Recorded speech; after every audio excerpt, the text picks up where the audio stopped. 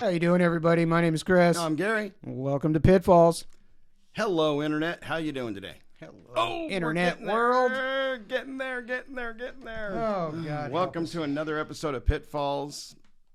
It hurts me because I own a Benz, but we're going to be talking about the Mercedes-Benz GL. Massive pitfalls, folks. Yeah, you know, when you're talking about spending that kind of money on a, let's just say Mercedes. Yeah, my opinion is the best European car you can buy.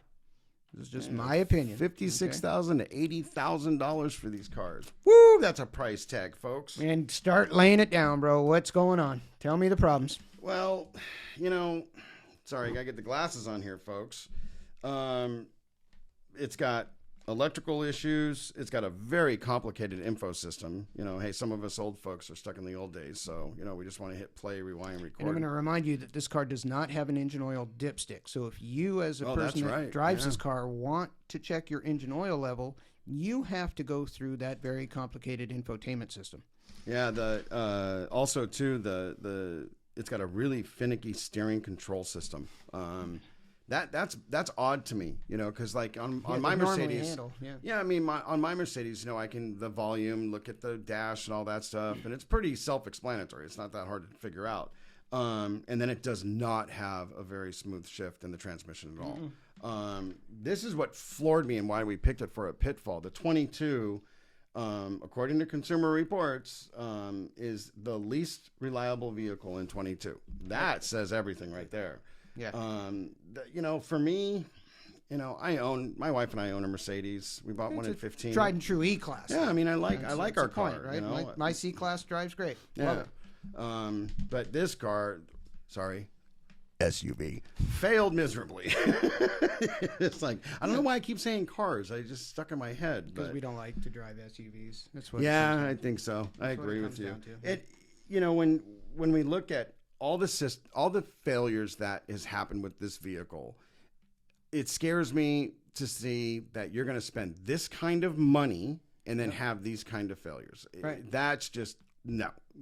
Well, more importantly, you want to think about the fact what happens after 36,000 miles or 3 years. No, and it's out of warranty. Now you're going to pay a price tag. Now you're going to be paying for those repairs, right? Because most likely you're going to get one or two issues within that warranty period. Right. Well, didn't you say that they released a recall from the 6 to the 12 GLs? Oh, yeah.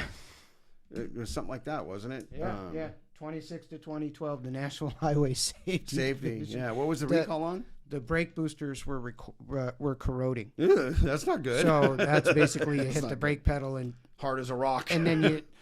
Well, it's just hard as a rock. Yeah. But there's no response, right? Because it's so hard. You try to push it down. You're not engaging that pad and rotor very well. Well, you're engaging it, but that brake pedal's really hard if that happens. So scary. Folks, this was a shorter one for us because we both own Mercedes. Yeah, I love the line. I love it. I really do. But it's disappointing to see they got into a pitfall on this one. Poor folks. Quality coming out of there. Yeah. So. And again, we've been saying this a lot lately on a lot of videos.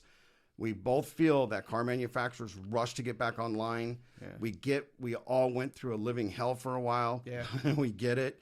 However, there is shortages everywhere. And personally, I think they're cutting corners. That's just my opinion.